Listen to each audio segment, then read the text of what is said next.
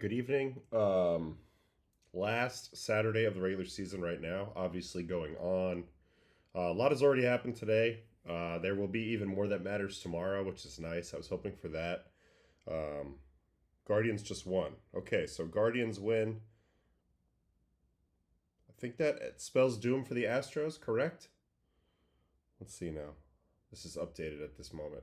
What a wild way to win for the Guardians, says Ethan. So we're going to have to check that in a minute. As that game just goes final. Doesn't even have it up here on Savant yet, but it is over.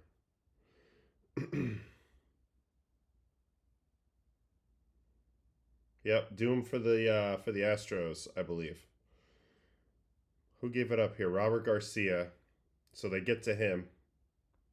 Cade Smith goes 1 2/3 out of the pen in this game. Gaddis 1 1/3, 3 strikeouts.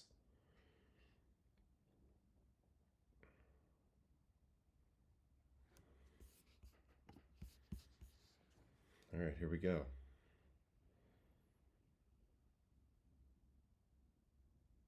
So that's big. Where are we at currently with the standings? Let's do a little update city on everything.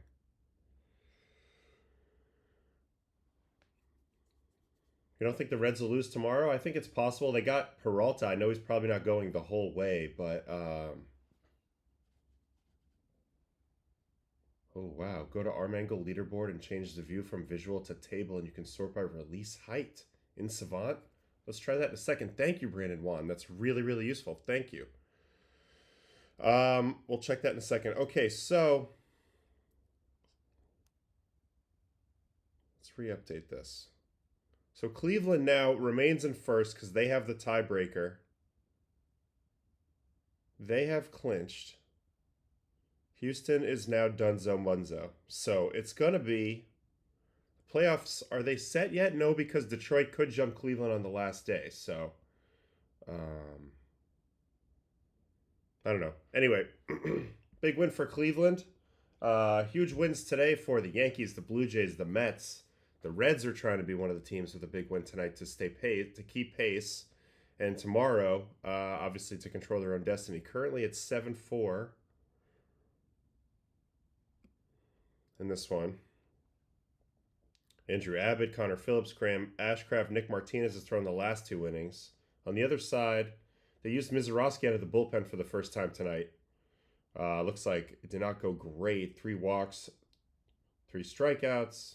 Grant Anderson, Rob Z, Carlos Rodriguez. So, Milwaukee's just, sort of hurling themselves towards their sit around and wait situation for them to play. So, Miz looks sloppy, according to Mars. So, all right, where should we get started today?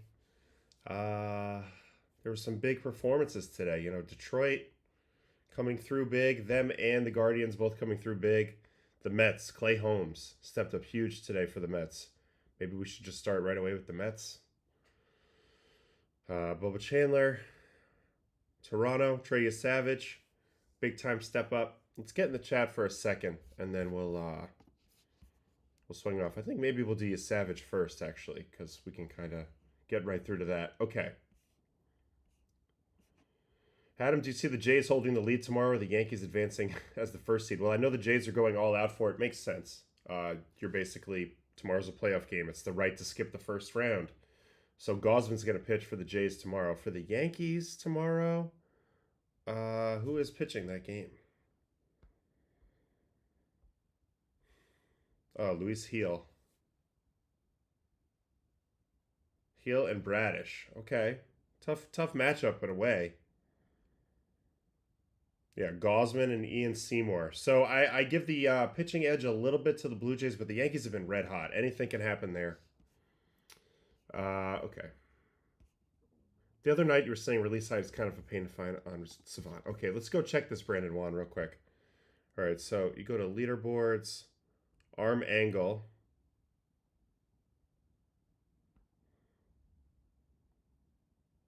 And then you change it to table. Release height. Oh, this is outstanding. There it is. There's the highest, and there's the lowest. Hobie Milner, Grant Anderson, John Schreiber. Okay, very good, very good. So this is a good way to kind of figure that out. So that's ball release, and this is shoulder position. I don't know why that matters yet.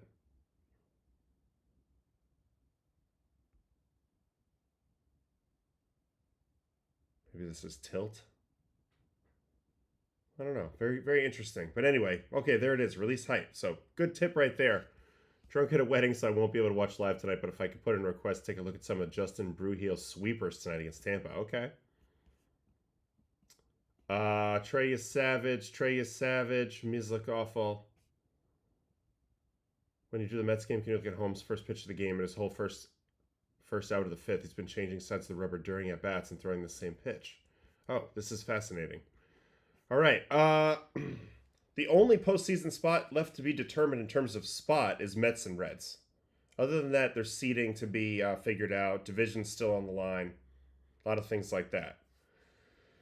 All right. We're gonna jump to Yesavage first.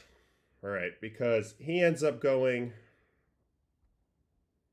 in his I guess this was his third career start, second start versus the Rays. He goes 5 innings, 5 hits, no runs, 2 walks, 5 strikeouts, and leads the Blue Jays to the precipice of winning the division. So this is going to be fascinating to watch. Let's see what we make of it, and we'll head over to the Rogers Center.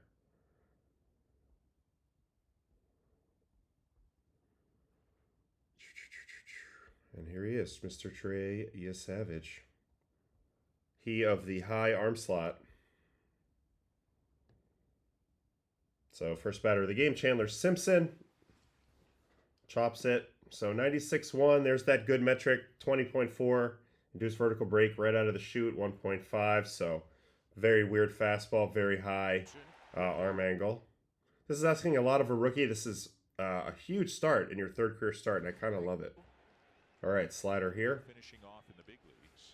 to Yandy. Now, Yandy was the one who kind of got to him in his debut game a little bit, more so than the others. And here, even though he gets the rollover, he gets a hit again. So that continues a little bit here. Yandy, this guy just gets knocks. Hits a lot of grounders, but that's 105 on the ground, so it gets through there. Base hit. And now Brandon Lowe, who he destroyed that first time. This is their second encounter. And once again, the splitter proves too much for him. I think he's missed like 7 or 8 of those now. And he's only faced the guy in 2 games. All right, now Junior Camanero's going to get a hit. So, there's 5 hits in this game. It wasn't perfectly clean, obviously, but no runs is no runs. Both of these are just grounders. Good effort by Jimenez to even make that close. That was really, really good. And then Aranda, he strikes out swinging. So let's watch this whole at-bat here. 5-pitch at-bat here. First pitch split. Now, I love that. It wasn't apparent that he was going to do that a lot in that first game. I noticed it a little more in his second game versus the Royals. So there is definitely a plan to get ahead with splitters. Yeah, and he seems to have more feel for the high split than I had anticipated.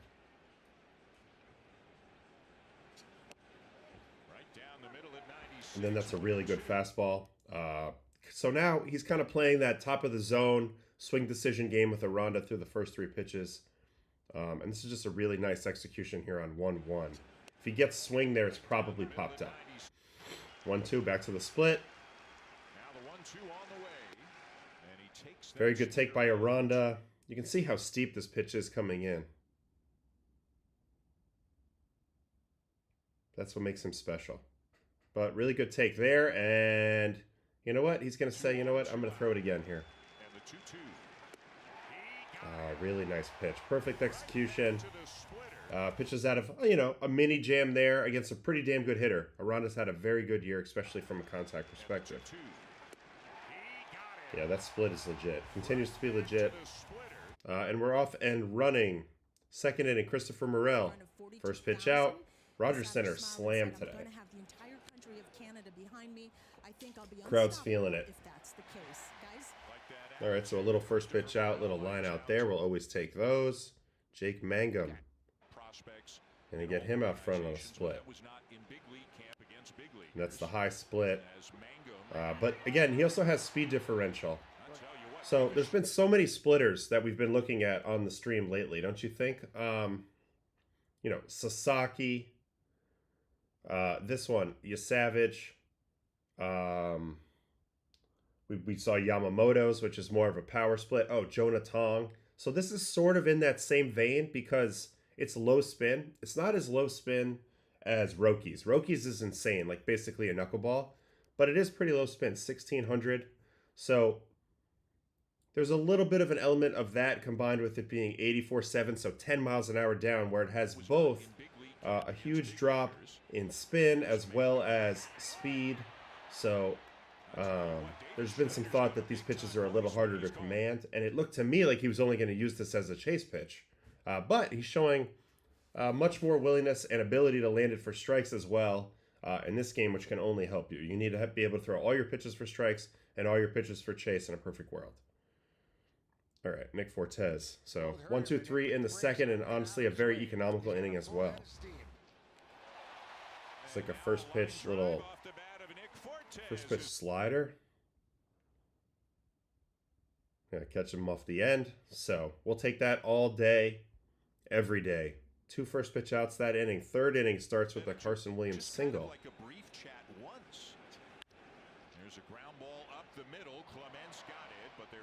All right, rolls it up the middle. Tries to go for the backhand. Gonna get in trouble here in the third. Now Chandler Simpson's 7 pitch at bat. He's also gonna get a hit. Every hit so far has been a seeing eye ground ball. A couple have been hit hard, but they've all been grounders to this point. Nope. Simpson lines out. I guess I read that wrong. And then Yandi's gonna reach again. Unbelievable. He's been a thorn in the Savage side a lot, and a lot of these balls are just bad luck. Yeah, hits it to a Platinum Glove Award winner and he drops it. So first and second, 1 out. He's got to come up big again here, Brandon Lowe. Let's watch the whole at bat because he strikes him out again.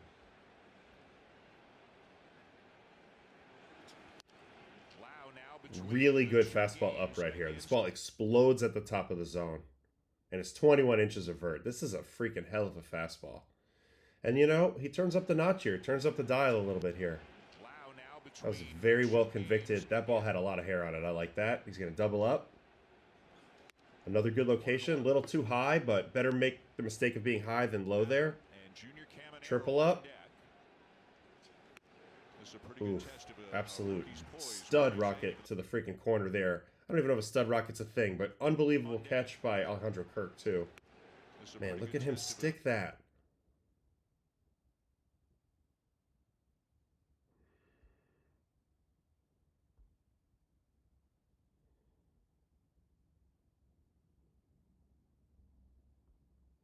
See, this is more of the style of framing that I was used to as I was coming up. Catchers used to just stick pitches and hold them exactly where they were instead of huge snatchback moves.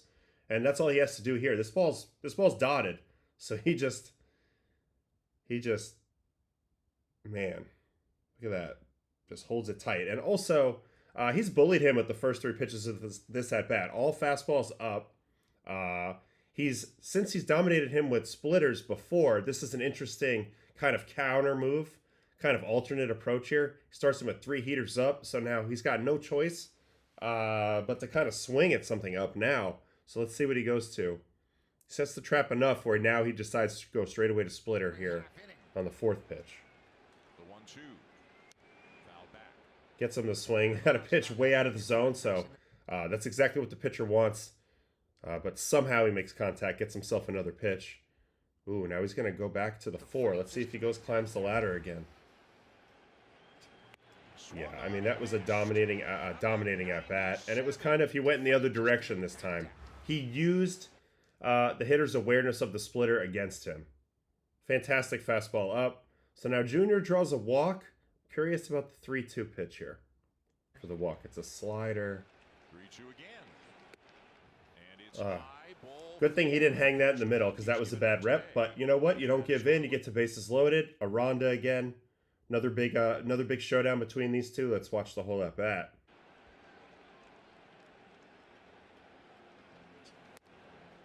Goes to that high heater. Misses up. Gonna come back with it again. Gets the swing through. So yeah, doing a very good job consistently right around that top rail or just above. So triple fastball there. 2-1. This is a massive pitch. Locates it really, really well. You could tell that the Rays hitters are having a little bit of a hard time discerning that top of the zone.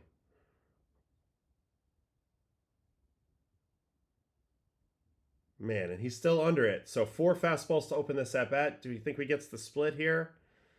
Yep, sure does. Oh, and it's a viciously evil high comeback splitter. So this was impossible. This was impossible to hit. And impossible to know what the heck is going on here. This ball pops in. Yesavage's ball has a perceived cut. He's just thrown him 4 96-mile-an-hour pitches at the top or above. This pitch comes out at the top or above. Looks like it's probably going to ride in on you. So all you can do is just kind of get out of the way and cringe. And then look at the split. Just come back to the zone. And again, Kirk. Got to give preps to Kirk. This is where framing really matters. I mean, look at how he snatches this ball and presents it nice. Because it's a weird pitch. And a huge strikeout. So even there where he didn't do exactly what he wanted to do, it worked to great effect because of the combo of those two pitches shape-wise, the split and the four seam that he features. You know, they're married together. They're a really, really, really strong duo. All right, 4th inning, Christopher Morel. So he's gotten some traffic in the early going, but he's made huge pitches. And they have not been on him. They have not been on him at all. Most of the hits have been on the ground. There's a line out. Mangum. 1-2 count. Great spot to be. Mangum has been nowhere near the splitter in either game as well. So there's certain lefties on this club that are clearly perfect candidates for him to just be himself. And they are going to have to figure him out, not vice versa. All right, now Nick Fortes with a single. Interesting stuff. Another like seeing eye single. So, you know, this is kind of been the thorn in his side today, is these weak ass hits. But you know, he keeps making pitches. Carson Williams, get him on a first pitch slider. I like that he uses the slider a lot. 0-0 versus righties. You know, they're not looking for that. They're probably looking for a fastball. He's able to get some weak contact. All right, 5th inning, and this is his final inning, but that's more than enough here in this situation. 5 shutout is fantastic. And actually, this one starts once again with a little bit of trouble as we got a Chandler Simpson double. 3-1 count, so he's got to throw him a strike here. Yep, and slashes it the other way. All right, so fastest man-ish in the game is on second here with no outs. And then he's the beneficiary of a sick line drive double play here. Let's see this. This is an 0-2 count, goes to the split, gets him off the end.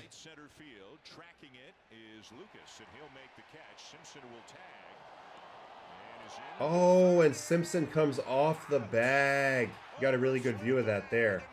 So very fortunate here. You can actually see this is an incredible camera angle that's just part of the broadcast. He goes head first. He's obviously there in more than enough time. This ball was hit fairly far to right field. 323 feet. And then the foot just slips off. Barger dives on it. He's all over it. Huge out there. So now 2 outs, no on. Ends up walking Brandon Lau. What happened here? Gets the 3-2. Struck him out already like 5 times. So Brandon Lau gets a little lucky here. You know, that he throws a non-competitive pitch. And then Junior Caminero. So this is his last batter. Let's watch the whole at bat as he eventually does punch him out. 89 pitches in. Fastball down. And these two guys very likely to go at it an awful lot starting next year and in the immediate future. So that's a weird slider. 2-0. Stays soft and gets the chase. So just when you think he's going to throw you a low fastball, the bottom kind of gives out of this slider. I mean, it's so steep. Just such a unique presentation.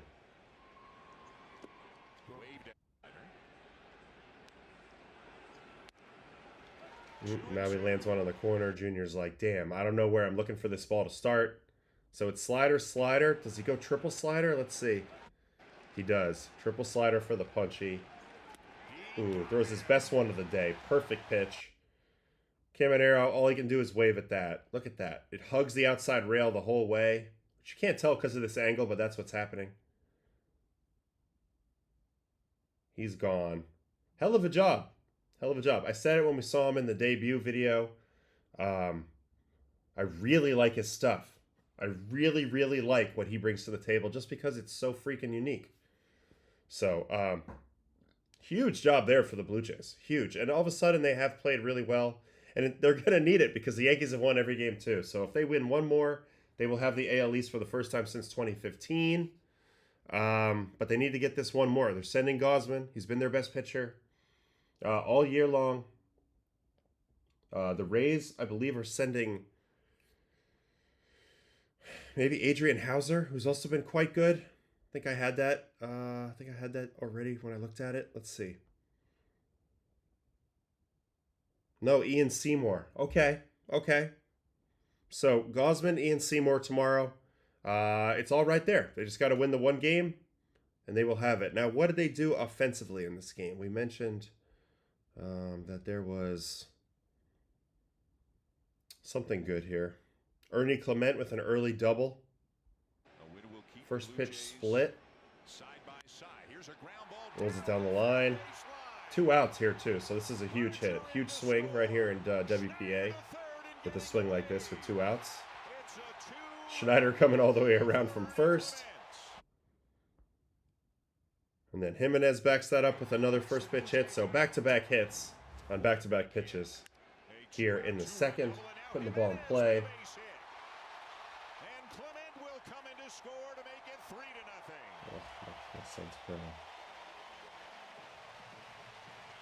So anyway, yeah, three-run lead. Doing their thing, getting ahead. Jax, Clevenger, Alejandro Kirk, first pitch. So another ambush. So a lot of success ambushing in this game. Ooh, lean back on it one time. 109.3 at 26. At some point, I have to do a video on this man. He had one hell of a season all around this year, Alejandro Kirk. He's going to probably finish pretty high in the WAR leaderboard, I would imagine, given his overall value this year for the Jays.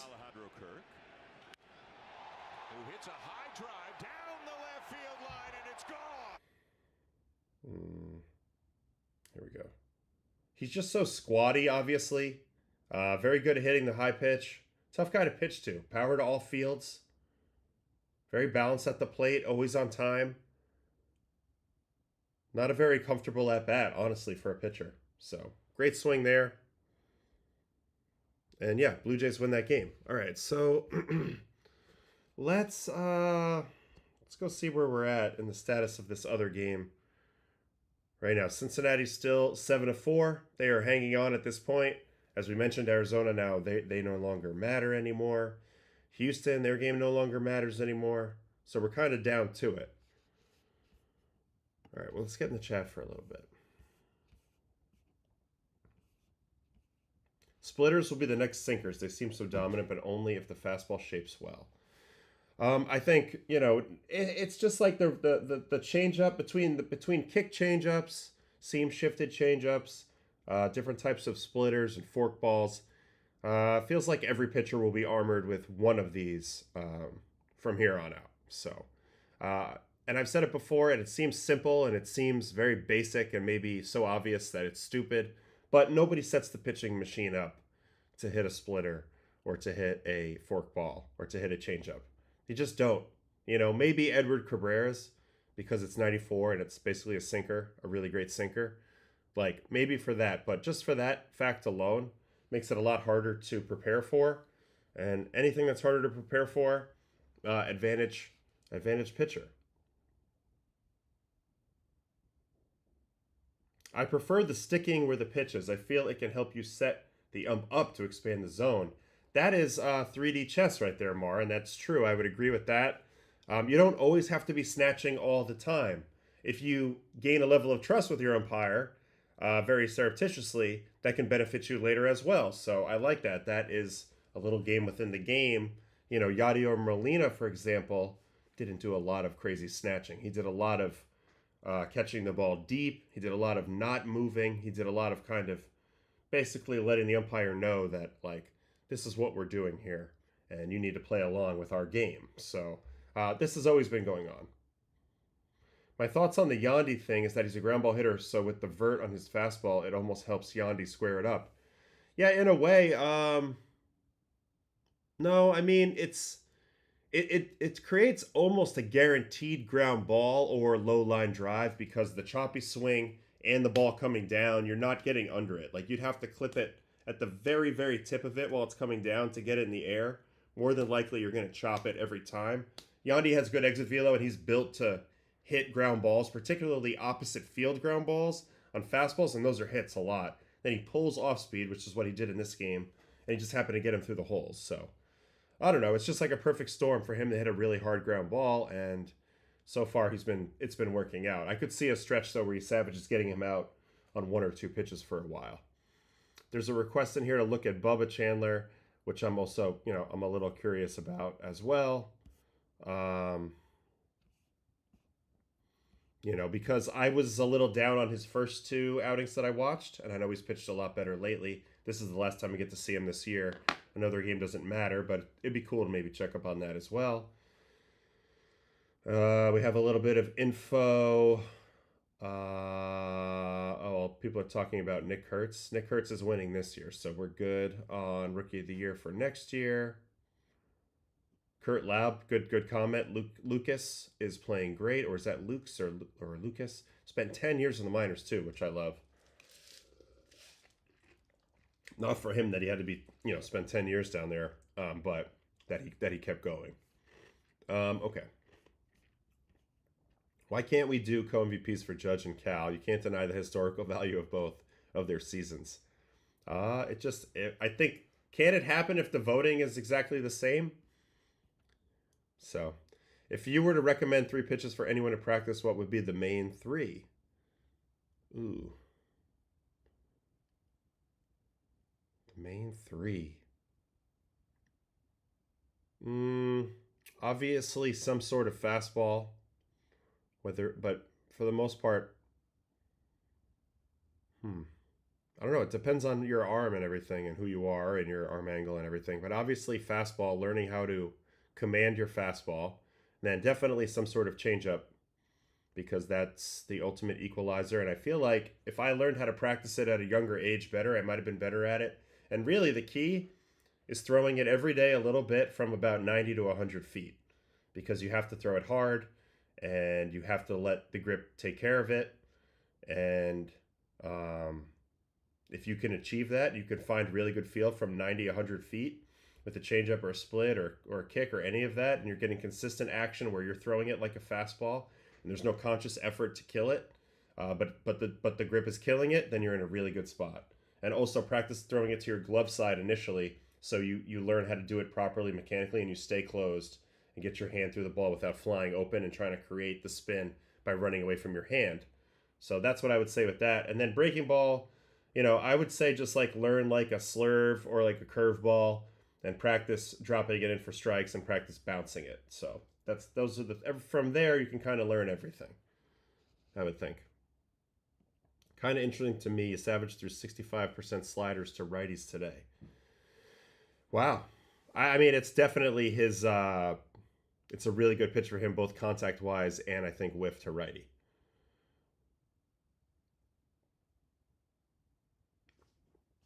Spectre's asking, do we go back to deep catching instead of yanking the glove with the implementation of the ABS system? I still think they'll be yanking the glove all day long, and I think this won't change a whole lot. So we'll see. I could be wrong. I guess we'll find out.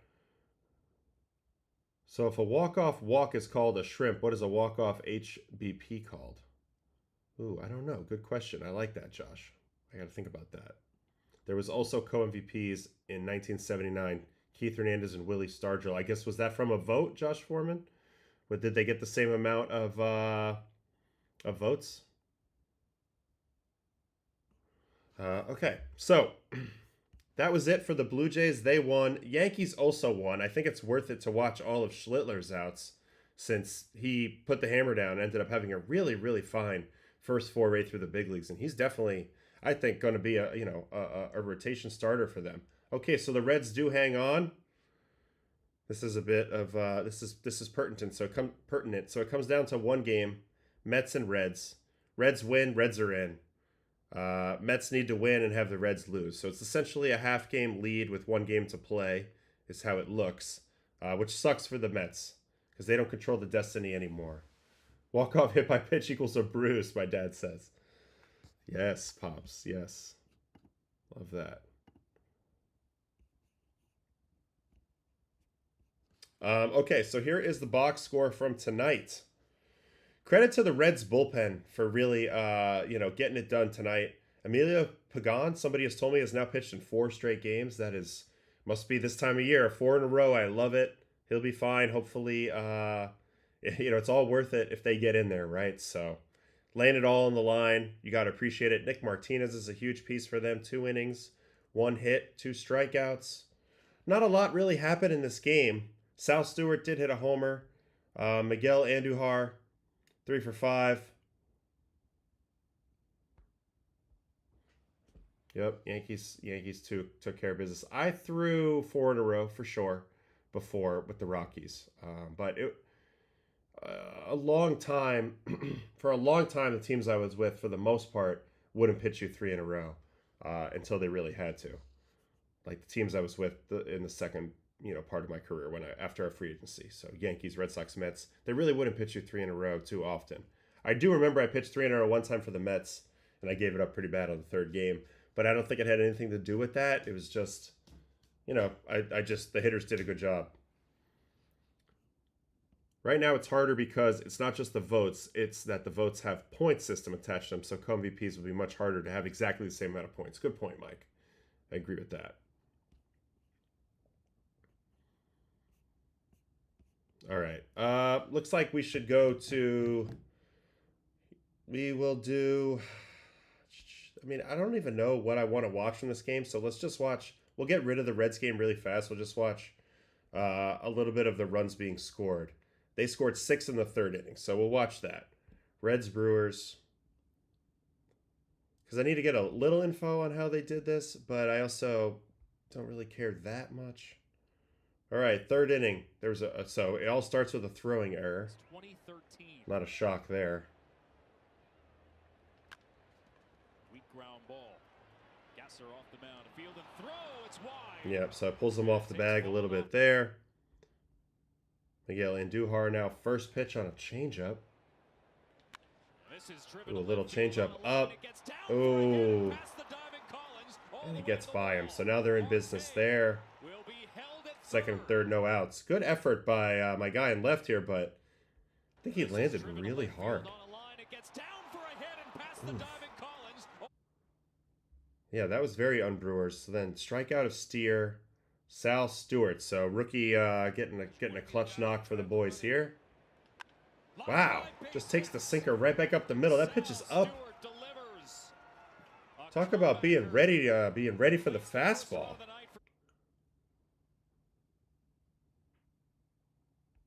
Look at how quick he is to this. Man, just return to sender.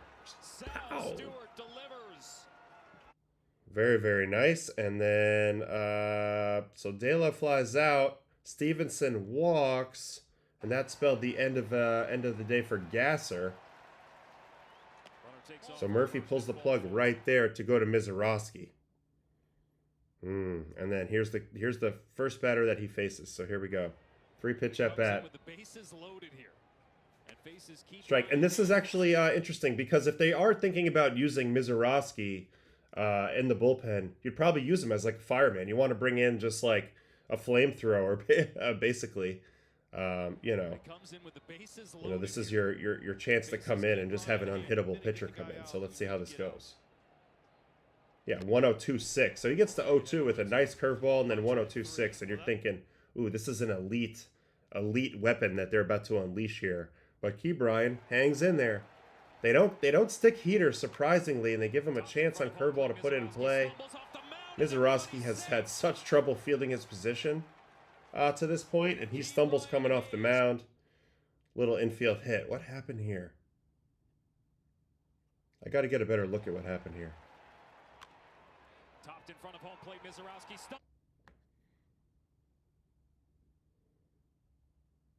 Yeah, he just the turf monster got him, or the dirt monster. One of the monsters reached up and grabbed his shoelace or something here.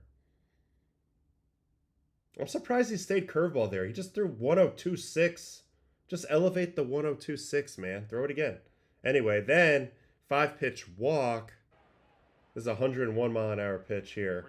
So this is the problem, though. If they can just stand there against you, then, you know, that's not great. And then Friedel's going to get a hit. So let's watch this. This is a 7-pitch at bat. Starts him with a curveball. I mean, boy, does he throw fast, though. 101.4. My goodness. 101.7 on the 2-0. Take it all the way. How does he attack Friedel? Yep, they're still slow on that. 2-2. 2-2. 3-2. Can he locate? Here's a payoff. And it's a fly ball and foul ground that'll reach the seat. Fouled off again, another fastball. So he gave him all the heaters he could handle here. And then Friedel ends up, you know, doing what he does, slashing the ball through the other way. More runs score. Oh, the throw goes in the shitter. Nobody's backing up. Very un-Brewers. This is not Brewers baseball. The Mizorowski move in the first attempt at this does not work. It's a 6-run inning. So it was about to be a 1-run inning, and then 5 runs come in to score in very, very quick fashion here. Good swing. I mean, sure, he saw enough fastballs. So I think Mizorowski let them off the hook a little bit with the Ke'Bryan at bat, if you want to know the truth. I think he should have thrown a fastball there, but Friedel, you know, good job by him. He saw enough of them. Eventually, he timed it up. And then I don't know what happened on that play. That's brutal. That's a brutal throw. So that's the 6 runs. And then there is a Sal Stewart homer again later. So let's watch that because this guy's got impressive pop. It's going to come off of Grant Anderson. 1982 season. Sweeper ball. Sweeper. Foul tipped. And then sinker. Ooh, he goes oppo on it. I always felt like this was a great place to hit. When you sit out in this bullpen where these dudes are right now, it feels very close. So this ball carries nicely. It's an oppo taco, 102.3. Gives them a little breathing room. Further breathing room in this game, which they kind of would need a little bit. They got within 3. This is a beautiful swing, though. And I don't know if Sal Stewart has a position, but I do think that he looks pretty good in the box. And he's had some impressive swings already. Some of his shots have been to right center or to dead center so far that we've seen out of this kid.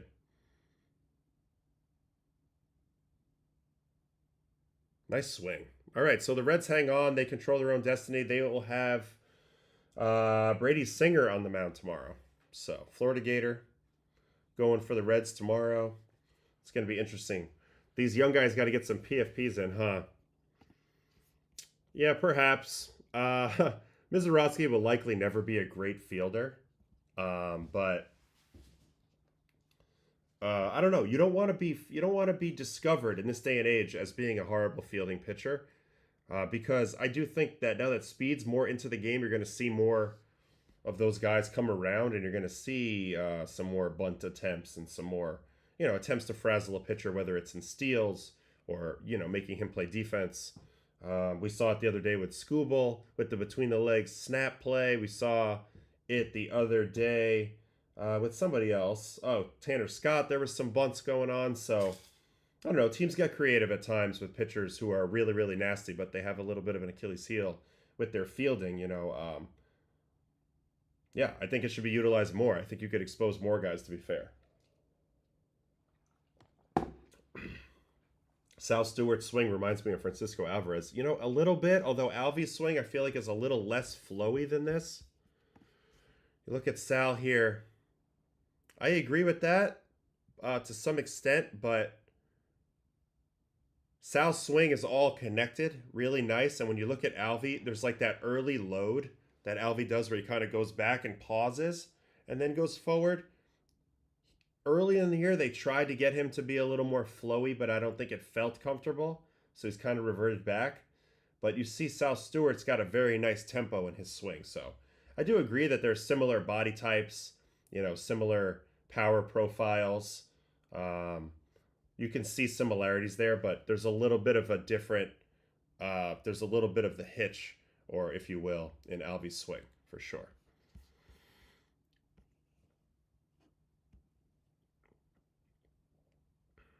Did that ball slip out of Colin's hand, or was he trying to do a Matthew Stafford no-look throw? I thought he just tried to get rid of it really quick. That's what it looked like to me.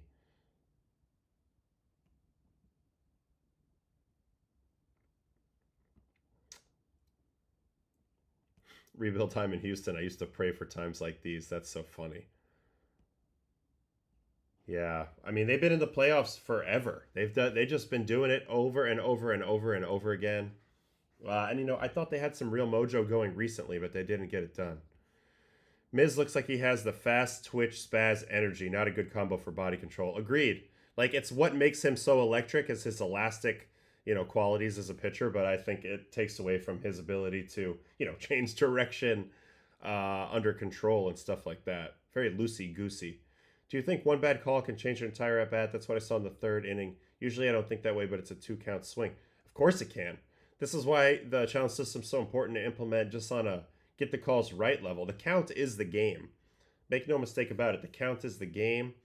Whether it's 0-1 to 1-0, or whether it's 1-2 to 2-1, or certainly whether it's the difference between ending an at-bat or continuing it. Like you miss a strike 3, the at-bat continues, the batter gets to see more pitches, or you miss a ball 4, the at-bat continues, the pitcher gets to throw more strikes and claw back in it. Like, depending on the leverage, a missed call can be massive. There's no sugarcoating that. More Chandler Simpsons. It could be. I mean, there could be, similar guys, but guys that hit and a lot of things. Thanks, Easty Beastie. Thanks for being here. Appreciate it. We're going to watch some more baseball if you want to stick around. And tell your friends. It's hard when you're 6'5 plus to be very coordinated. I've seen many guys in my basketball days who just can't move properly. Miz is a big guy. Yes, it's tricky. I mean, Dylan Betances, good buddy of mine, will probably have him on here. Me and him used to play basketball against each other in the off seasons a little bit, like as a warm-up before playing catch. And it's like, we're both big guys and we're pretty coordinated for our size, but like that fine motor is a little more tricky when your levers are so big, if that makes sense at times. Yes, and EJ makes a good point here. I also feel like guys who are tall and lanky just generally take longer to develop. So yeah, so you can be kind of like a,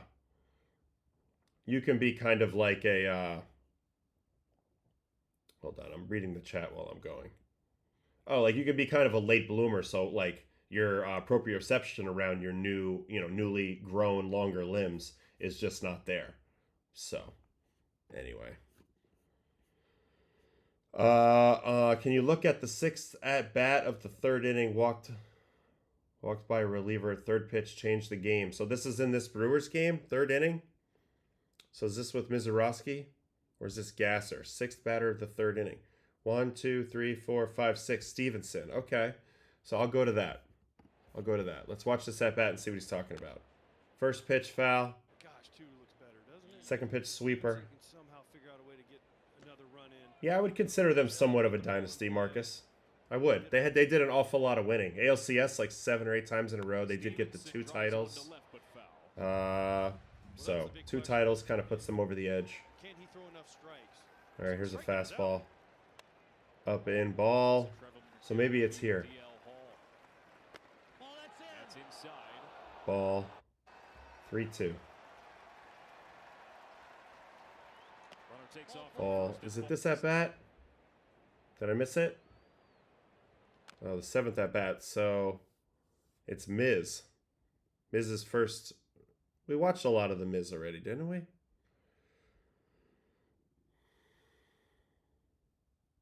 The Friedel at bat?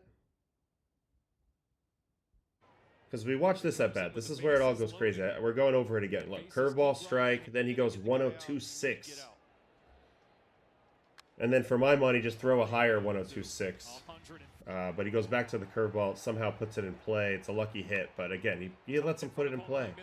And that's the fielding. He can't really field. Matt McLean walk. Okay, maybe it's this one. Let's watch it. This could have changed the game. This could be it. Heater up and away, ball. Heater up, ball. Heater strike. So it's probably this pitch.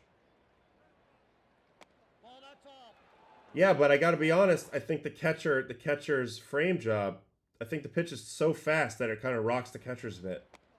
You guys see that? There's a delay there. Here, watch. Look how long the ball's out of the zone for. And yes, it's technically in the zone when it crosses, but that feels way outside because of that catcher move. So I don't necessarily blame the umpire. Plus, this is also 102. This ball's on freaking aspirin coming to the plate. So I think the catch was tough. 3-1 to McLean. Upstairs, ball Up and away. Best framer I ever threw to, probably Kyle Higashioka comes to mind. I thought Tomas Nido did a good job with me. And I also think Alvy too. Alvy very good. Tony Walters was very, very quick with the snatch moves as well. So I'll give him credit for his hands. Tony Walters. All right. He's set up inner half. Reaches all the way across. Not going to get that. Yeah, and the 102, like the speed of it kind of overwhelms the glove out of the zone. And then he has to pull it back in. So that looks a little tougher, if that makes sense. With the chomp system coming in, will they get rid of the box on screen if it's not the exact same as ABS? I think they'll still keep it, and then you'll be able to maybe see, because you kind of need the box now for, I don't know if you need it, but I feel like we're so used to it. It'd be hard to get rid of it now. Tomas Nido mentioned, honestly, me and him made beautiful music back there. Me and him were great together in 22. Can't beat 102 to the spot. Right, so, yeah. Alvy's great, Mar. Tremendous. He's going to be one of the best. He's got paws. He wants it really bad. His moves are very big, but he's good, though. He grades out well. He grades out very well.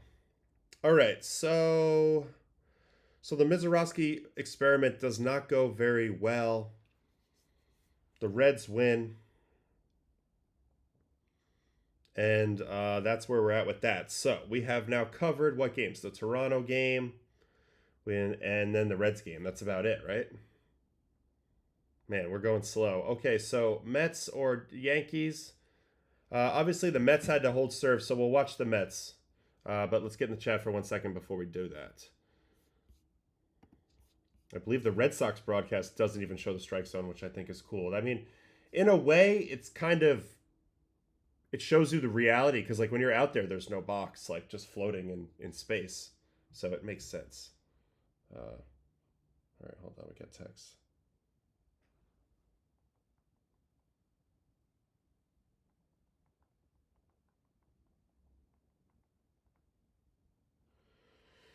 All right, Mauer was really good at framing too. There wasn't a single thing that the guy couldn't do. Wish he had got a ring. Well, he had the 1 year with the homers. Other than that, it was all singles. But I mean, I love him. He was like a 300 hitter. He was amazing. I love that. Line drives all day. Mason Miller, 3 up, 3 down. So he finishes the year on the scoreless streak, huh? Mason Miller.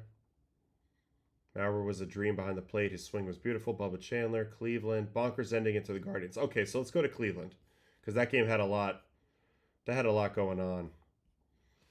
All right, I'll switch over here to the main screen, and we'll go look at the end of this. First, I want to see the box score so I can get a better idea of exactly what went down between the Guardians and the Rangers tonight. Yeah, it was Garcia in the 9th, correct?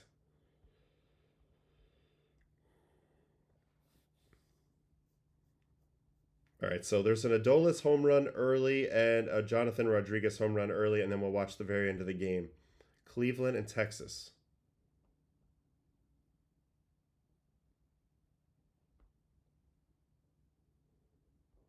So this was the early run for Texas. Josh Young scores here. Drives in. No, he drives in Hellman here. Little change up. Pokes it down the line. That's how the first run of this game scores. My wife keeps writing me. Oh, going in to talk to Archer. Okay. And then Adolis Garcia, home run here. 110. Yeah, heater down. Now this guy Cantillo, his fastball has played very well up in the zone. It has crazy vertical break on it, 19.2 there, but down in the zone, not the same effect. This ball's crushed. Interesting the way he has the bat like pointed forward. Like this angle right here with the bat. Look at that. That's weird to me. And he holds it there for a long time before swinging.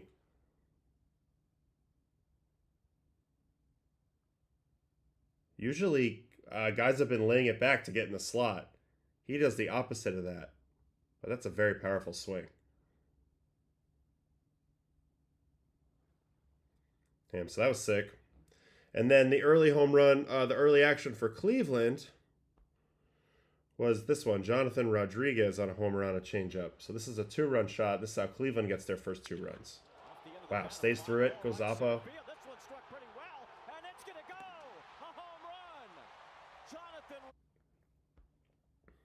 Very nice.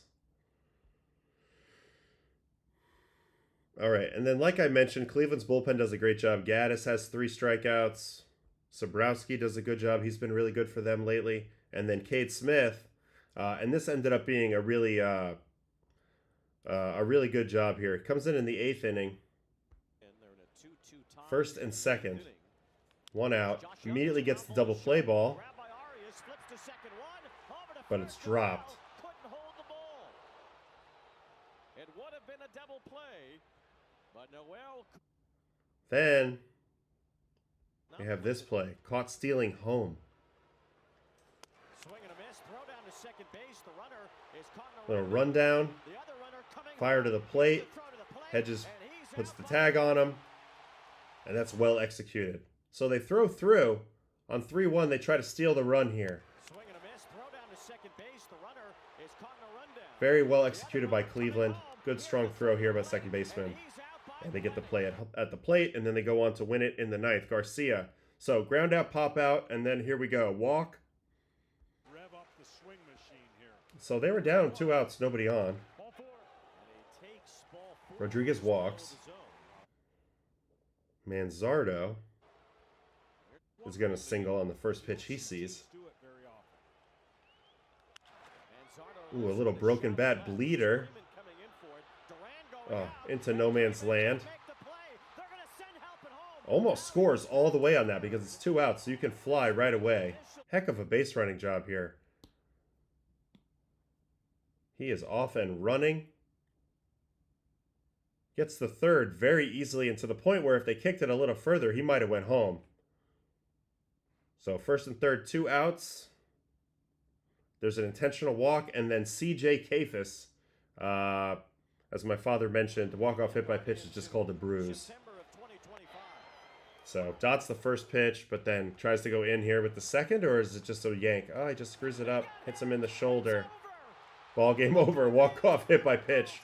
Cleveland clinches a playoff spot with a walk-off hit by pitch. So very, very Guardians-esque, but they made a heck of a comeback this season. You know, I don't know what their record was in the last month. I guess I can go look that up. But it was obviously epic.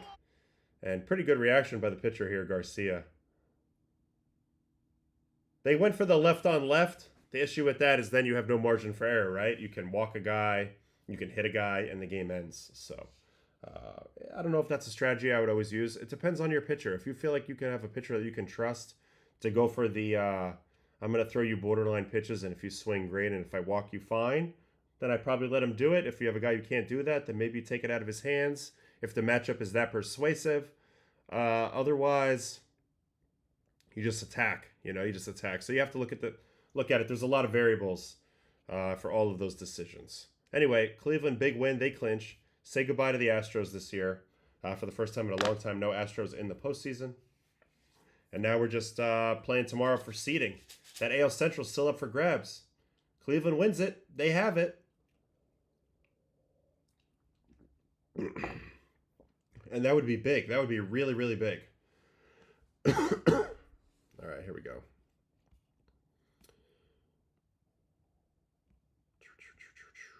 What are your thoughts on the multisport versus specialization at the high school level? I think you should try to play as many sports as long as you'd like to. I don't blame guys for going all in on one thing either, though, at a certain point, because, yeah, you can dedicate more time to it. Certain sports have intricate skills that take skill development. Baseball is one of them. Like, when I grew up, I mean, obviously this is just a sample size of one, and I would say you do run into more multi-sport athletes than you'd expect. A lot more late bloomers in the big leagues. Most of the guys that were your best players in the early teenage years are not really in the major leagues. So a lot of late bloomers, guys that did play other sports, you run into that. But you also run into other ones, that were able to kind of reverse engineer what it takes skill-wise to get to the big leagues. They were that committed. They trained at a young level, from a young age, and they were able to figure it out. And I wouldn't blame anybody for going that route if you're passionate to do that. But you need to drive that train. You can't. You need to be in charge of that. People get burned out when they only specialize in one thing and it's not their choice. That's burnout city. So guys like Mauer and McLean were recruited to play multiple sports, but there's been a lot of pressure to specialize earlier and earlier. Yeah, there's pressure. I think about it with my own son. If he wants to be a baseball player or a hockey player or whatever, I'm not even thinking about specializing anytime soon, because you want to get the crossover benefits of the situations and the techniques and the demands of these other sports. I think that's pretty obvious. That's like the main argument for doing a little bit of everything. But at the same time, I would love to have a batting cage as well, and just like you're still doing everything else, but you're putting a little more energy into your main focus, if that makes sense. But only if the passion is there, because I do believe in reps, and baseball is big on reps. But again, if you're going to get the amount of reps you need, you better love what you're doing. So maintaining the love for it's probably the most important thing at the end of the day. And so anyway, in my experience, when I was talking about the sample size of one, I grew up playing basketball, soccer when I was young, like AYSO, but that was just like recreational soccer, like one game a week. I never played football. I played in the schoolyard all the time, everything you could ever imagine. Schoolyard games. I did a lot of rollerblading, roller hockey. I played ice hockey. I did swimming. And then I was on JV basketball when I was in high school, but that was the last year that I did anything but baseball. But I was the one who was like driving the baseball conversation. I wanted to commit to baseball. So that was it. And baseball was always my passion. The other stuff was fun, but baseball was like really what I cared about from the beginning. Was your approach 3-0 just to throw something down the middle?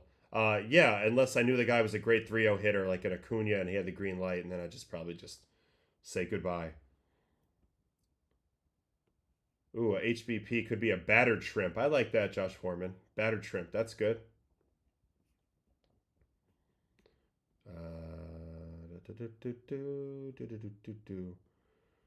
Otto could hoop. Yeah, I could hoop at one point.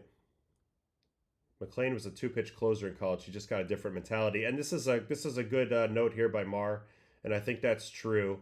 When you go to the bullpen, it teaches you some valuable lessons that you can then bring back to starting. Just like the mentality, like the step on their throat mentality, the come out of the gate, guns blazing mentality is there out of the bullpen naturally. As a starter, oftentimes, I don't know, you try to ease into the game and that doesn't really work, and you're not as aggressive as you need to be. The bullpen reinforces that aggressive nature in pitchers, so it makes sense that would help for McLean and others. Maurer was All-American in 3 sports. Insane. Basketball, football, baseball. I mean, yeah, some guys are just gifted. Dave Winfields of the world. My college roommate was like this. He was great at 3 sports. What do you think makes some orgs worse, better at player development and scouting when it's relatively cheap compared to player contracts these days? I think scouting is just tricky and hard, and teams go about it differently now, but it's really hard. Baseball is definitely that sport where, sometimes the super duper stars they're late bloomers even beyond the draft years. Like they're late bloomers throughout, they bloom in the minors. The Mookie Bettses of the world, even Mike Trout to some extent. The fact that he wasn't the number 1 overall pick, it's different than other sports. Basketball, I feel like it's a little more obvious. Now, Jokic, who gets brought up in here for another reason, talking about how he was a water polo player, and that really helped him with his spatial awareness and his court mapping and things like that. You know, use of space, things that benefited him in basketball. He learned a lot of that from probably playing a lot of water polo. He was somebody that was overlooked, but that's very rare in NBA. Most of the time, the top guys are the top guys. Baseball, not the case. Paul Goldschmidt's a late round draft pick. Jacob deGrom. You see a lot of guys that kind of are late bloomers that become the very, very best. So it's a different dynamic. Which players that you played with do you think could have had the sauce to play pro in another sport? Well, certainly Judge, just off size. You know, felt pretty obvious. I don't know. There's certain guys that like had football stuff. Like I don't know enough about football stuff, but it's like a guy like DJ Stewart, you know, feels like he could have like played real football, you know, just crush somebody. Or in hoops, like every once in a while you want to run into a really good hooper, a really good golfer. Like Jeff McNeil could be a real golfer, you know, things like that. So golf is like a big one in baseball. You run into a lot of great golfers. Yeah, Trout felt like he could be like a linebacker or like a tailback or something. I don't know. It's just different. All right, so that's it for this game. Now we should go watch the Mets or the Yankees because we haven't watched any of that yet. Because, yeah, nothing else really matters that's going on right now. Those are all kind of a wrap. All right, so I guess we'll do the Mets first. Mets hold on, 5-0. This is probably the best start they've gotten in quite a while from anybody besides Nolan McLean. Not probably, it's definitely the best start they've gotten in a while from anybody who's not Nolan McLean. And first, let's look at the offense. Lindor, walk, Soto, pop out, and Pete Alonso double here in the first inning. Gets them on the board facing the phenom, Yuri Perez. And Perez didn't disappoint. He had 11 strikeouts in this game. So he did a good job. But look at Pete all over a 99-mile-an-hour heater in a heater count. 114.5. That ball's just thumped. This is just a challenge heater, power on power. And I bet this was super loud in that ballpark. Probably echoed off the bat. Damn.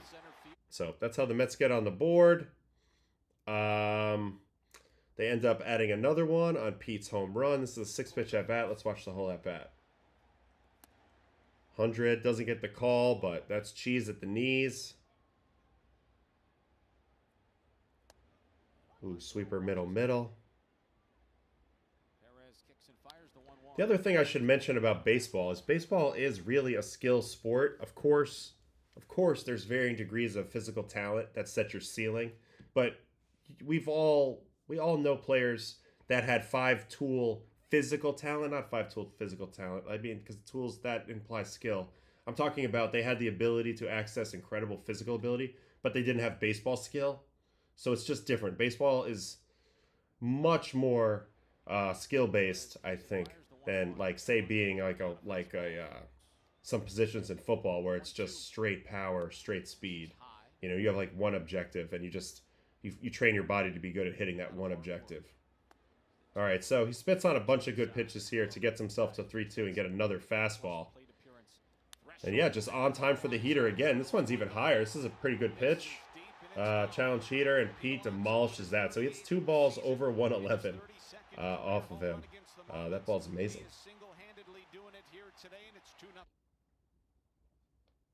Pete with the heavy eye black today. You knew Pete was going to pull something out of the bag. He's got the high socks. He's trying to switch up the mojo, you know? Man, he hammered that ball. And you can see it's all Met fans. And this is what I was talking about a little bit down there in Miami when the Mets play. I mean, it's completely a home game. So then after that, Yuri Perez kind of hopped on his lawnmower and just started mowing everyone down. But this was a huge hit. This put the game kind of out of reach in a way early. They ended up tacking on more later, but this was the breathing room they needed. McNeil comes up with a huge hit here. Not surprising that he's feeling it on a Ryder Cup weekend. Talking about the golf man himself. I'm sure he spent all day watching golf highlights, real life golf, thinking about golf. Takes his mind off the pressure and then goes out there and gets a hit. So then they tag on 2 more later, but Let's watch Holmes, because Holmes stepped up huge today. And really everybody was quite efficient if you look at the pitch counts here. Diaz only 13 today, which is great. That sets him up for tomorrow. Rogers 11, that's great. Sets him up for tomorrow. Raley 13. That's outstanding. So Holmes ends up going 78 pitches to get through 6 innings. And it was the sinker. And you know what's funny? And we'll see it here. We'll see it how it plays out. He gets a lot of ground balls. He gets a lot of quick outs. But when it was first announced that he was going to return to starting, I thought that we were going to see a pitcher who was going to really lean into contact in the sinker approach, and it was going to be ultra efficient out here at times. And the reality is he wasn't always that guy. He still had a big ground ball rate this year, but he wasn't quite as efficient as I would have expected. He ran into a lot of 5-inning starts this year. And this game, he was able to limit his pitch count, and he really got a lot of outs, as you're going to see, by just getting off the barrel. Sinkers, cutters. It's a command game, and he comes up really, really big. Here's the first punchy of the game. It's on a swinging strike on a sinker. Gets Troy to chase that one outside. But other than that, it's mostly contact outs. Just attacking them and getting them to put the ball in play quickly.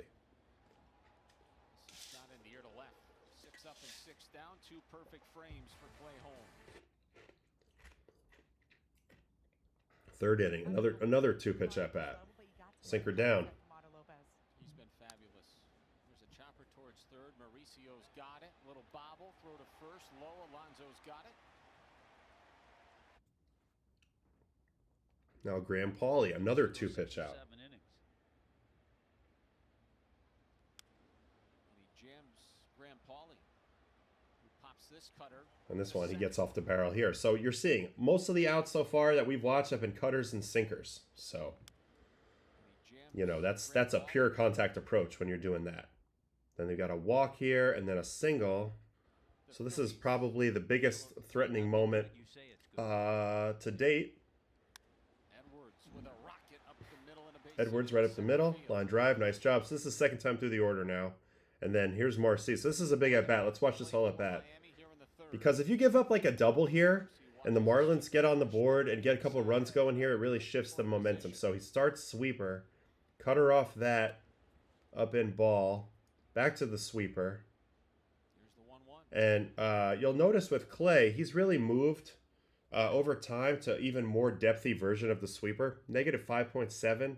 Negative 17.9. This is kind of a curveball. It's a big-ass slurvy sweeper. Still has velo on it, though. And it actually makes it a more viable pitch versus lefties. All right, so 2-1. And here comes the cutter. So to me, this is a dangerous pitch. But he throws it at the top of the zone beautifully. Marcy seems to have a very level swing here and doesn't get the barrel to it. So just jams the crap out of him right here. And Jeff, really nice play. So Jeff gets a hit. He's happy Jeff. And he makes a nice defensive play as well. So that was probably the earliest moment of slight panic if you give up a hit there. But he does a good job. Gets through it. 4th inning, Connor Norby. Can he get him with a sinker? Ooh, just misses this. Pops it up.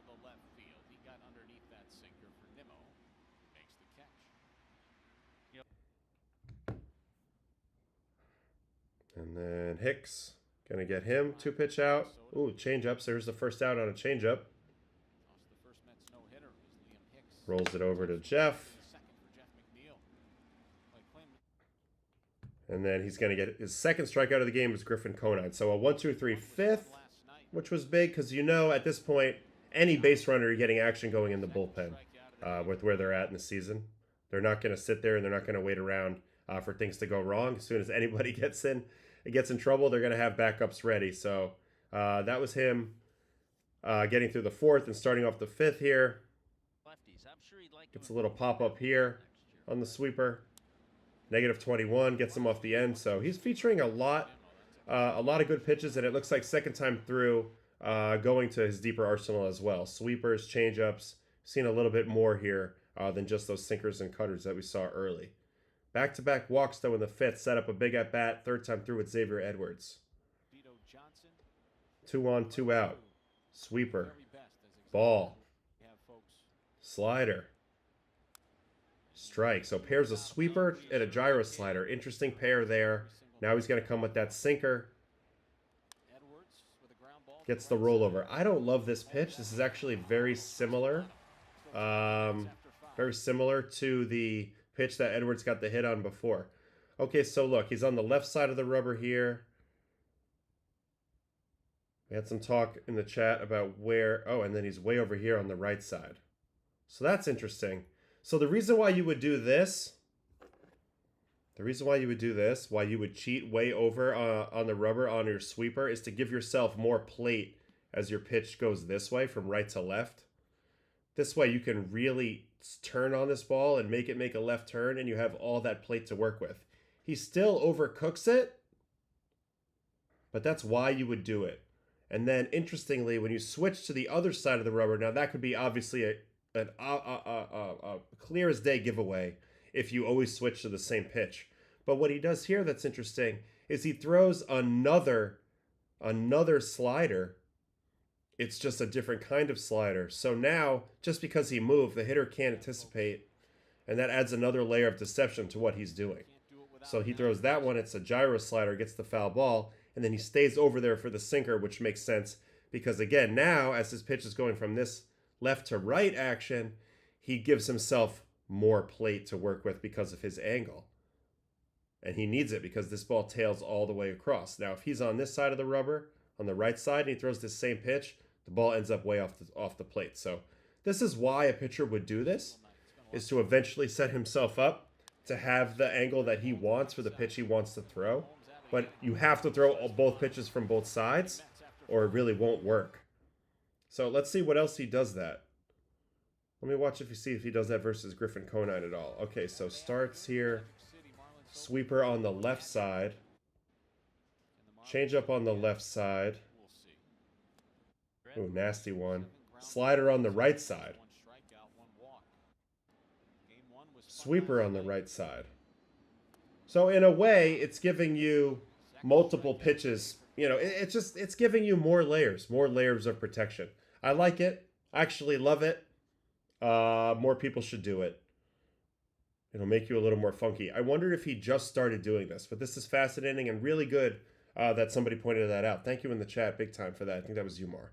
All right, Jacob Marcy in the 6th, so goes back out for the 6th. This was crucial. Obviously, one base runner gets on, he's done, but he's able to come up with a 1, 2, 3, 6th inning. Sweeper there. Then Norby with a sinker. The sinker is nasty. Negative 2.1 vert on a sinker. So this ball dove crazy hard, and you can see it. Look at this ball drop. Man, filthy pitch. Frankie makes that one look easy. And one more batter for Clay. It's another ground out from Hicks. It's going to be a sinker again. So, again, tons of contact in this game, but he controlled it really well. I do think the moving around on the rubber, next level stuff. Big fan of that. I love it. I love the creativity of that. That's really, really good. Creates different angles for you. Makes it a little harder for the batter to anticipate. Opens up new tunnels, new lanes for you to pitch in. And a lot of pitchers won't do it. It's like a lot of batters won't move around in the batter's box. And their thinking is, I want to be in one place all the time consistently so I can operate in this consistent space. But reality, that's just your brain limiting your possibilities. If you open your brain up to being more creative and doing more things like this, you can add layers to your game on top of other layers, and it make you, it's something that you can maybe separate yourself with. And why not? You have nothing to lose. Just try it. If you don't want it, you can always go back to being the same as everybody else. But anything that you can try to do to separate yourself, I think you should try to do as a baseball player, especially as a pitcher.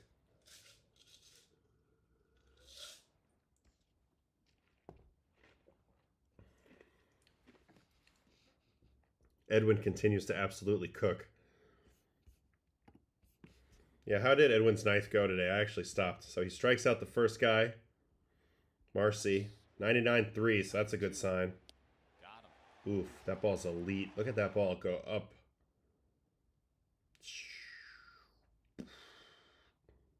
Dude, sick. Sick strikeout there. Then we got a fly out. Slider. Man, Norby has a super scoopy swing. Out to the warning track. Edwin have a reaction to this, it says in the chat.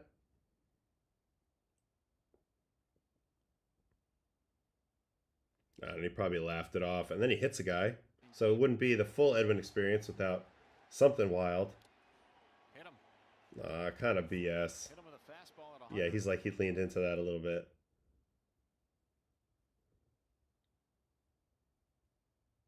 Yeah, you see, Edwin said, I don't think so. But he's going to get Ramirez to end the game here on a slider. I love when Edwin's just laughing out there on the mound, because that's when he knows he's so much better than you, that he's just literally having fun. What a great place to be at in a big league game. So they do end up running him out there. They weren't going to not pitch him even though it was a 5-run inning.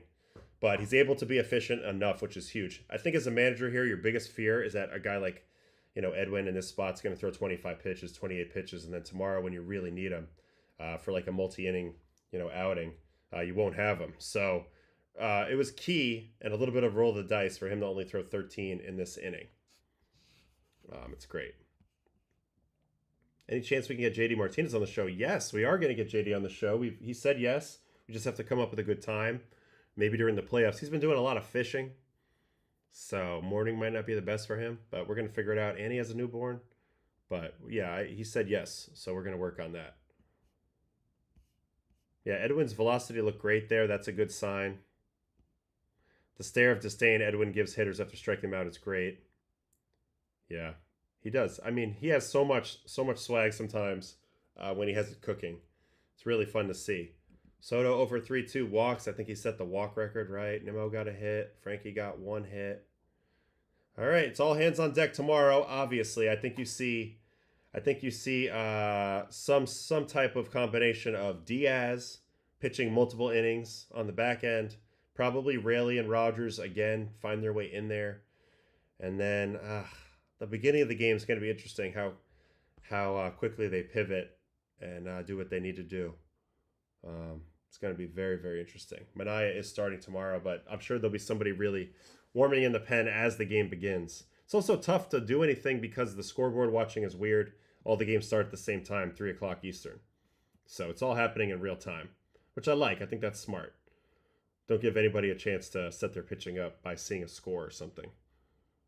Do you think there's a chance the Brewers aren't trying their hardest to win in order to keep the Mets out? No, the Brewers aren't thinking about the Mets at all. They're just thinking about themselves. I get why people would think that, but that's not true. Detroit and Boston also had seeding implications. That's true, and that also matters tomorrow, right? Will the Mets be watching? Of course. I mean, you can't help but see it. It's on the out-of-town scoreboard. It's right there in Miami. It's right on the mesh. You can see it in the dugout. You can see it in the bullpen. Of course, they're locked in on what they're doing, but yeah, there's a lot of downtime in baseball, as you might know. Mets-Reds game on the same time. It all comes down to the baseball gods. It sure does. It sure does. All right, let's quickly... I guess that Detroit game we can cover really quickly. This was 2-1. 2-1 final. It was a big bullpen performance from the Tigers. Montero, Herter, other Montero, Holton, and Vest. And then early pitch for the Sox with Tolley and Murphy pitching behind him. They didn't have Bregman in the lineup. They kind of played, some of the guys. Sox were hungover, exactly. So this game wasn't super locked in for the Red Sox, but it still went down to a 1-run game. And there's a 2-run inning in the 5th for the Tigers. So let's watch how they got the 2 runs. Boston and Detroit. I got them here off of early.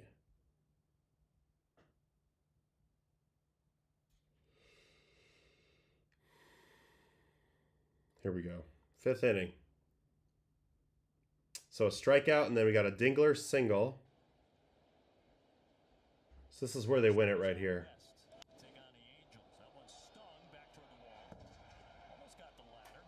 A single lined off the wall. So that's a Fenway single. 106.5 at 20. Possible homer. A lot of other places. There's the single. Then we get a pop-up and then 2 outs. Javi singles. Ugh, that's that no man's land blooper. Even Abreu, who's a really good defender, can't get to that. Second and third, 2 outs. Parker Meadows walks, 4-pitch walk. So Early doesn't get the matchup that he probably should get here. That sets up Jahmai Jones. Jahmai Jones, 2-pitch at bat. First pitch heater in, just off. Pretty good pitch. Doesn't get the call. Kick change down, lined into left on the ground. Yoshida, they're going to run on him all day. Pretty good throw, actually, for him. But Baez is in there. That's the 2 runs. That's how the 2 runs happen. What's interesting here is this first pitch. This is called the ball. What do you guys think? Do you think when a hitter does this with his arms, where he kicks the arms up, do you think that move influences umpire decisions? I always wonder what body language moves by a hitter are better for selling balls. I don't know. It seems like that one was pretty comfortable for him to sell that one as a ball.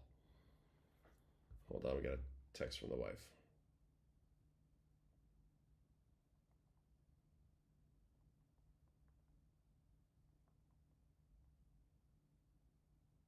Damn. All right, I gotta actually wrap this up soon. There's so much more to watch, but that was the 2 runs. In the 9th, Vest, 3 up, 3 down. Rafaela, 1-pitch out on a sinker. It's probably not a sinker. When a team is hungover as the Sox were today, is everyone just heavy in recovery with IV drips? Yeah, I mean, everybody's just getting a good meal. The chefs are cooking up the comfort food today at the clubhouse. You're hitting the training room. You're getting work done. You're hitting the sleep room, the hot tub, the cold tub. You're just enjoying the baseball game that you're not going to play in. If you're one of these pitchers or if you're a Bregman, you're not playing. And you just try to recharge, take it for what it is, and get ready for the next day. Because they're probably going to play the boys at least a few innings tomorrow, right? Final out of the game here. And this is the Tigers clinching their playoff spot. Actually, they clinched it yesterday, I think. And that is it for that. How common is IV recovery in pro baseball? Some teams do it more than others. Some teams don't really believe in it. Some teams do. I used to do it every time. The last few years I was in Denver, we would fly back in from Denver off the road trip. First morning, I would go and get infusion. That first day, I just felt like I needed an extra jump start, back at the altitude. It just became something I did. And who knows if it worked or not, but it was an attempt, to do something. So that's what it comes down to. Does the bye week help or hurt like everyone thinks? I don't know, but I baseball players aren't used to sitting around for a week, so I'll say that. That for me, it's a little hard to maybe come out of the gates gun blazing after like 4 or 5 days and you're doing sim games and things like that. It's tough to stay sharp. Definitely tough to stay sharp. Hey, Adam, not sure if you have already been asked this, but I was wondering if you've noticed that both of your viewers are fans of teams who were previously on. Yeah, so when it comes to so far the subscribers on my channel, a couple main events have kicked the subscribers to where they are now. It was the watching video on Jonah Tong, so that got kicked around Mets channels, and obviously they know me, so that makes sense why there'd be Mets people subscribed. And then there's a lot of Blue Jays fans as well, because a Shane Bieber video I made, and then the Trey Yesavage video, and then Red Sox fans as well. So those 3, I would say definitely. There's definitely some Yankee fans, of course, as well. But I feel like those are the main fan bases that are kicking around in my subscribers and in my chat. And there's been others. I mean, I know some guys that are Rays fans and other things, which I welcome everything. We want to cover it all. We want to watch it all. We want to watch it all. Adam, are you finished with baseball? Not finished with baseball, no.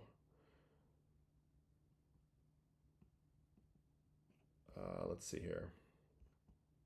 Yeah, pretty sure I showed up for the Savage and Bieber videos. So that makes sense. So that's what I think's been happening so far. Like if the Dodgers had some sort of, rookie pitcher, maybe that would have made a difference.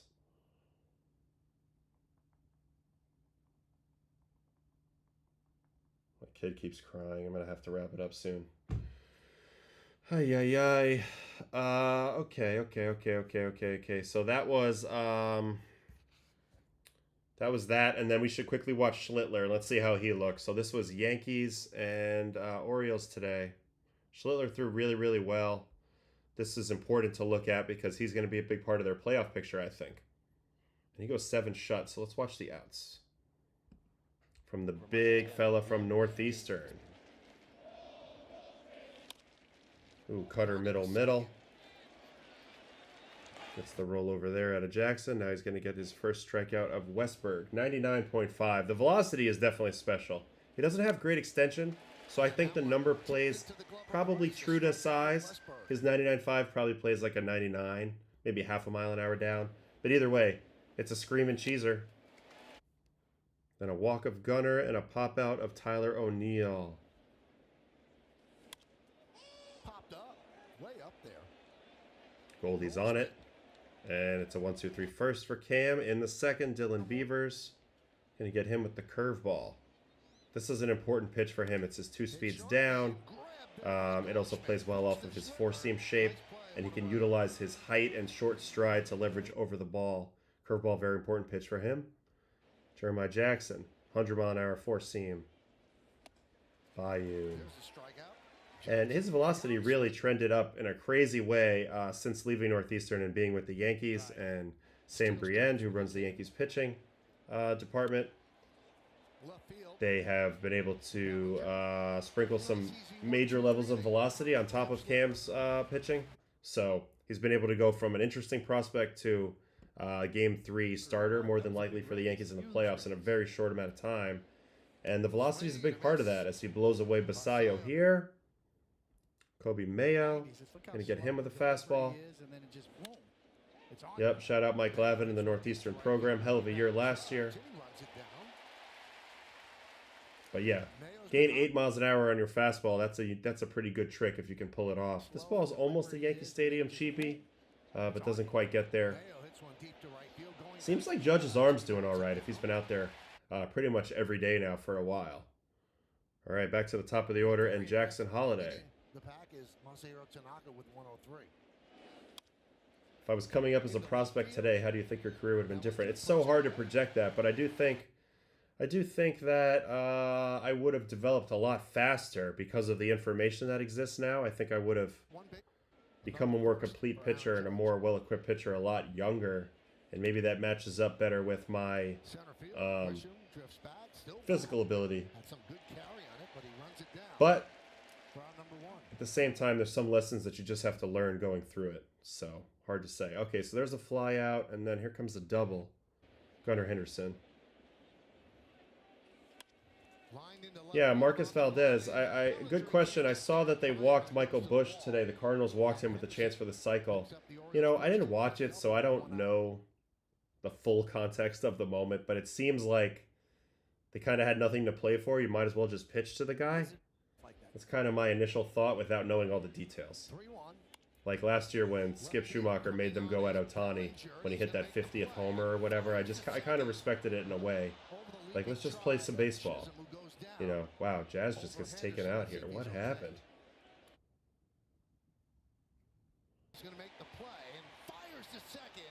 Oh, he lands on Gunnar. He's all right. He's all right. That was a weird play, though. And then we have Beavers strikes out. So then he punches out Beavers. 3-2. Swing and a Ooh, miss. beats him up in the zone, too, which is, I think, where Beavers' bat likes to play. So 5th inning comes out, hits the batter on the first pitch. Ooh, that hurt. Right in the bicep. Boy, did that hurt. Oh, man. He's trying to walk it off like a tough guy, but that hurt a lot. All right, Kowser's going to get a ticket here. Ooh, good fastball up. And then I like Rice back there. You know, it's going to be interesting to see how the Yankees do the catcher's position come playoff time. Oh, Basayo again. Man, he's been owning this guy. Can't catch up to his heater. Up away. That up away swing through is alive and well right there. Really good pitch there. Oh, another hit by pitch. So he's hit 2 guys on the first pitch of the at-bats here. Oof. Oh, he's not happy about it. Boston Cam doesn't give a shit. He's laughing. And then Holiday's going to ground out. Yeah, I saw that. The fried rice. All right, so he grounds that out. That looked like it had the potential to get chippy there, but it didn't. 6th inning, Westberg, first pitch out. Broken bat, looper into center field. Yeah, Trey and Cam being the 3 starters for playoff teams, especially AL East powerhouse teams, is definitely a thing I did not expect to see when we started this year. Here's a 95-mile-an-hour cutter.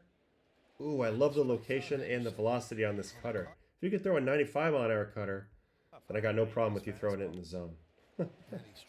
Unlike my poopy 89-mile-an-hour cutter. All right, strikeout there, and then Tyler O'Neill with a single. Yeah, I was wondering that too. When was Jazz getting hit related to Cam getting hit? You never know. Probably not, but you never know. I know Jazz got hit and got injured, right, in this game a little bit. Precautionary. Here's a gunner strikeout. We already see this one? Oh, this was the 95 cutter. And then Beavers again. So he gets Beavers twice on fastballs. Is this another high heater? Yeah, and Beavers' swing is built for the top of the zone, but that's just too much velo, just a bit too high. And gets himself a 7th inning, which is impressive in his final start. This is another 94.7-mile-an-hour cutter. Again, great if you can do it. Really, really good. Really, really good. 93-mile-an-hour cutters for me. Maybe like 1 year when my elbow was like gonna blow. Good idea though if you can. Ooh, a little get me over curveball, single out, nice there. And then Basayo, who he's owned all day for his final batter of the day. Gonna get him. Sticks with that high fastball. Samuel knew it was coming. I don't know how he even hit this. But he hits it straight up, 43 degrees. 7 shutout innings. What a way to end your rookie campaign, huh? Fantastic. And he's still throwing 99 here at the very end of his outing. I really like the way he's looked his last 2 games. He did what he needed to do. He learned the lessons. You know, he left a win on the table a couple games ago versus Minnesota. Last 2 starts, he's righted the ship. So, big time stuff out of Cam Schlittler there. That's big time. All right, back in the chat. Do you think Cam will have to add something that goes east, more east-west, even with the cutter? He has a sweeper. He doesn't throw it very much. I think right now his fastball's playing so well that you just want to tunnel things off that fastball. So curveball, the cutter, because it's so fast, is kind of similar. And now he's throwing a little bit of a sinker off that.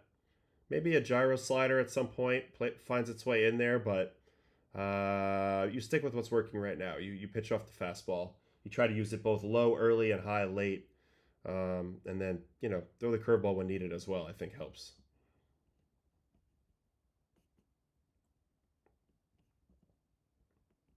Yeah, the sweeper has his worst results, so they kind of have been shelving it. How do you feel about the Marlins calling pitches?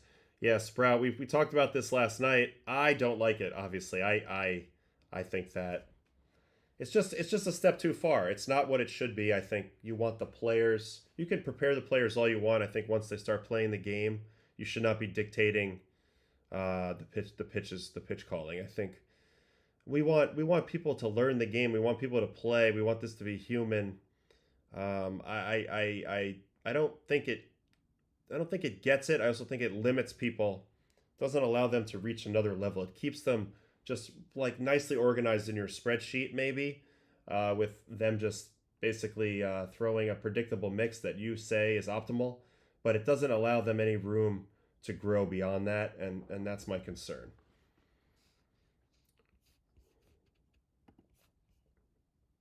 You think both Early and Tolley make postseason roster? I do. I'd have to look at the entire Red Sox roster, but I do.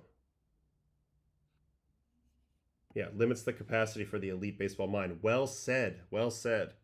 I just think players, you don't want to limit their ability to want to dig deeper on things and go the extra mile. And you know, again, like the angle, like the view that we see on TV, which is the pitcher view, very useful. From the dugout, you don't get to see that. So you're calling things based off of, you know, just pure data. And honestly, that is more of an overarching strategy, but there's little edges to be gained every game by just watching and knowing how to react and understanding the why of why things happen and why things work or don't work. All right, so what we're about to look at, the Red Sox roster. I'm curious about that too. So we'll do that right now.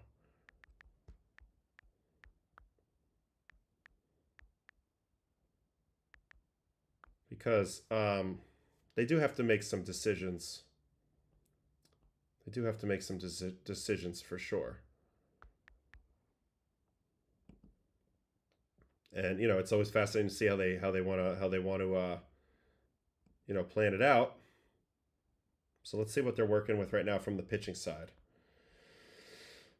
So from a starting standpoint, I think they've been pretty obvious that Crochet and Giolito and Bayo are going to be the three guys, right?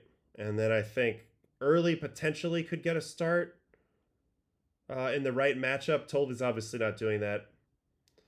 Let's see what we got today out of the bullpen. So Chapman is a lock, Whitlock's a lock, Slayton's a lock, Wilson's a lock, Matz is a lock, Weisert's a lock. So that's 6. I don't think Kelly or Murphy are necessarily locks. They might be a little redundant if you put an Early and a Tolley on this roster. But I think Zach Kelly does not make this roster based on what I'm looking at right now. Are there additional players I'm forgetting that are healthy? No, not really. I don't think Fitzy. Yeah, Fitzy's hurt. Bernardino, Guerrero, Hicks, Hendricks, they're all hurt. Yeah, I think that's it. I do think they both make it though. That would be my guess. Perales could maybe get a look, but I think Tolley makes it. I think he's a weapon, and I think Early finds his way on as well. He's looked good. I think they're going to utilize the young guys. I definitely think that. All right. Do you think starting Gausman tomorrow is smart? Yes, I do. I do. At the end of the day, you're playing to skip an entire series. So you pitch Kevin, and it's worth it. If you don't win, then you go to the playoff series and you have other guys and you let it play out the way it plays out. But you don't hold him back, because a win here erases an entire series. You become the #1 seed in the American League, and you're able to go from there. So, okay, we covered everything, I think, finally today that seemed to matter. Yeah, and tomorrow we have big games coming up. So let's go ahead. And yeah, and Tolley's velo's been up big time coming off of to run Upchurch. Tolley will thrive off the play of adrenaline. Couldn't agree more. He was throwing up to 100, 101 in his relief outing. So that's a good sign when you're going to be spamming fastballs in the right matchups. Yeah, 100.8 today. Correct. Okay, let's do parabolas. Everything starts at 3 o'clock tomorrow. Every game kicks off at the same time. That way, you know, it's all happening at once. I also like that it's not at 1 o'clock, because obviously that's NFL kickoff time. So give that a little room to breathe, and then switch over to baseball, obviously. Tigers and Red Sox. Red Sox are just going to kind of pitch the rest of this game. Tigers are going to try to win it, because they need to try to win their division. Paddock on the mound for them. Royals and A's. Reagan's gets the final start of the year. A's are TBA. Rockies, Giants. Webb going to tack on some more innings to his ledger, which I love and respect. And McCade Brown for the Rockies. Twins, Phillies. Christopher Sanchez finishing touches on a hell of a year. Huge breakout year. Definitely a top 5 Cy Young Award finish year. If you look at him next to Skeens, it's actually a pretty good comparison. He has him in a few areas, and he's going up against Simeon Woods Richardson. White Sox, Nationals. Shane Smith, Brad Lord. Orioles, Yankees. This is a big one. If the Yankees win and the Blue Jays lose, they get the division. If the Blue Jays win, then the Blue Jays get the division. So Luis Heel on the mound. And Kyle Bradish, who pitched really well against the Yankees a couple days ago, goes again in the final game here for the Orioles. Astros and Angels. This game no longer matters. It's Sam Aldeguerri on the mound for the Angels. And here it is. Gausman, the ace of the Blue Jays, is going for him. They're going to try to skip the whole first round right here. Gausman versus Seymour. Jays, Rays. Diamondbacks, Padres, Fott and TBA. And Dodgers, Mariners, Bryce Miller is a playoff tune-up, assuming he'll be on the roster. And then Kershaw, this is his last regular season outing of his career. Will he be on the playoff roster? Will he not? We will find out. And we'll be looking at all that stuff come Monday. And then Rangers, Guardians, Corbin, and a TBA for the Guardians. Obviously, the Guardians are going to bullpen this game. They're going to be all hands on deck. They win it. They win the division. Mets, Marlins. Mets is a must win. Have to win or they're out.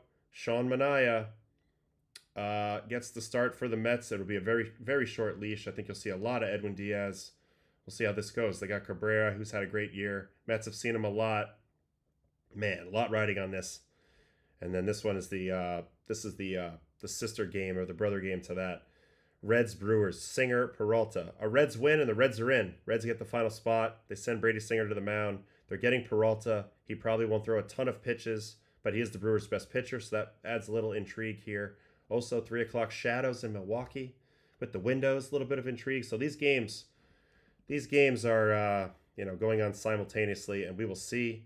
Pirates, Braves, Oviedo, and Chuck Morton. This could be Charlie's last game of his career, so that should be interesting. And then Cubs, Cardinals, Kyle Leahy, Javier Assad in the final game of the regular season for the Cubs and the Cardinals at Wrigley. Cubs will be hosting the Padres in the wild card round. That much we know for sure, and the Cardinals will be saying goodbye to John Mozeliak and bringing in Chaim Bloom this offseason. So this is their final game with that configuration in the front office, and we will see what the Cardinals look like come around this offseason. That is it for the show tonight. I will have no show tomorrow because I take Sundays off. I need a day off, and I really have Monday anyway. With no games on Monday, we'll do Baseball and Coffee Monday morning, and we will recap everything that took place on the final day of the season. If you're a fan of one of these teams that needs to win tomorrow, good luck to you. You've been sticking with the team all the way through the 6 months, so obviously a lot riding on tomorrow and the outcome, especially for those Reds and those Mets fans. So we'll see what happens, and thanks for hanging with me tonight on Baseball After Dark. This has been another great stream. This was our 4th night in a row. We rocked it. Big time appreciate to all you guys, and I'll see you guys on Monday morning, and then we'll get ready for the playoffs. Playoffs is going to be epic, and I'm really thankful for this community, so thanks you guys. I'm going to bed. All right, see you guys later.